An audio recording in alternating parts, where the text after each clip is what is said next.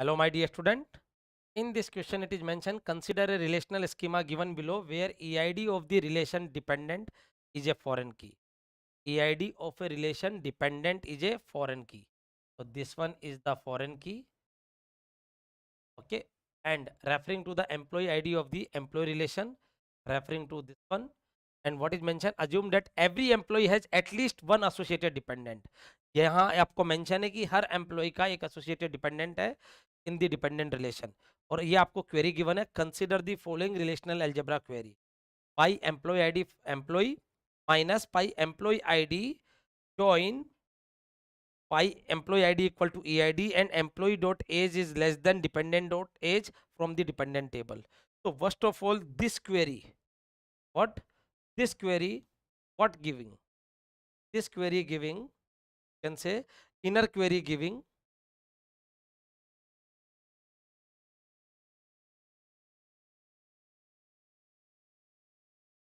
Inner query आपको क्या देगी, वो एम्प्लॉय आईडी जिनकी age, employ ID of employ जिनकी age, which which age is less than or equal to any of its dependent, you can say. Are you getting my point? क्या कह रहा है इधर, आपको क्या करना है, एम्प्लॉय आईडी फैच करनी है एम्प्लॉय और डिपेंडेंट टेबल में से जहां एम्प्लॉय आईडी मैच कर जाए. Okay. And employ dot age is less than dependent dot age. कहने का मतलब यहां अपन को वो एम्प्लॉय आईडी मिलेगी जिनकी एज लेस देन होगी या बराबर होगी any of its dependent. This is the output of inner query, output of inner query बेटा. और जब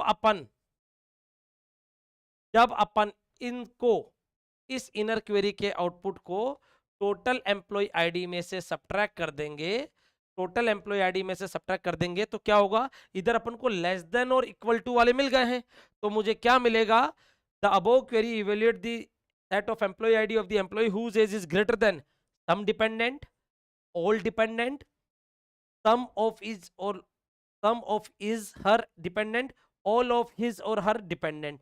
तो बेटा देखिए यहां अपन को कौन से मिल गए, वो एम्प्लॉय आईडी मिल गए हैं इनर क्वेरी में, वो एम्प्लॉय आईडी मिल गए हैं जिनकी एज किसी भी डिपेंडेंट की एज से कम या ज्यादा है, सॉरी कम या बराबर है, किसी भी, अगेन आई एम रिपीट, यहां मुझे वो एम्प्लॉय आईडी मिल गई है जिनकी एज डिपेंडेंट के किसी के से भी, डिपेंडेंट की किसी भी एम्प्लॉय की एज से कम या बराबर है, किसी भी सम.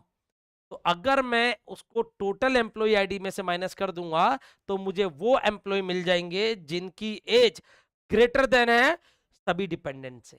तो हियर डी, होप सो आप यू कनेक्ट कर पा रहे होंगे. क्लासेज में मैंने काफी एग्जांपल लिए हैं कि अगर आप टोटल निकाल रहे हो सम में से माइनस कर दोगे, सम और एवरी की काफी एग्जांपल मैंने क्लासेज में भी लिए हैं. तो यहाँ आपको सीधा दिख भी रहा है वैसे कि इनर क्वेरी से मुझे वो एम्प्लॉय आईडी मिलेगी जिनकी एज डिपेंडेंट की किसी भी एज से कम या बराबर हो. Inner query employee ID of which which age is less than or equal to any of its dependent या सम और एनी ऑफ इट्स डिपेंडेंट. जब आप इसको टोटल में से माइनस कर दोगे टोटल एम्प्लॉय आईडी में, तो बचे हुए वो एम्प्लॉय आईडी आ जाएगी जिनकी एज ग्रेटर है, पहली चीज ग्रेटर देयर है, और all of his or her dependent my dear. Clear?